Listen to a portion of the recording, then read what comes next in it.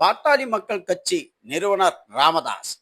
இவர் நேற்றிரவு திடீர் உடல்நிலை குறைவு காரணமாக கிரிம்ஸ் ரோடில் உள்ள அப்போலோ மருத்துவமனையில் அனுமதிக்கப்பட்டார்.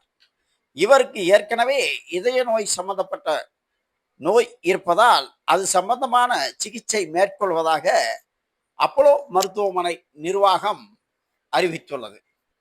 இதய நோய் நிறுவனர் செங்கோட்டு வேலு அவருக்கு பரிசோதனை மேற்கொண்டு கார்டியோ ஆஞ்சியோ பரிசோதனை செய்யப்பட்டதாக தெரிய வருகிறது. இந்த சூழலில் ஐசியூவில் இருக்கும் ராமதாஸை நலம் விசாரிப்பதற்காக தமிழக முதல்வர் மு.க.ஸ்டாலின் இன்று மருத்துவமனைக்கு சென்றார்.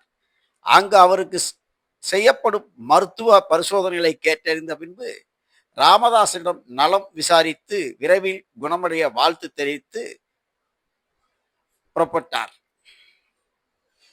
விரைவில் குணமடைய வாழ்த்து தெரிவித்து தமிழக முதல்வர் மு.க.ஸ்டாலின் மீண்டும் கோட்டைக்கு பயணமானார்.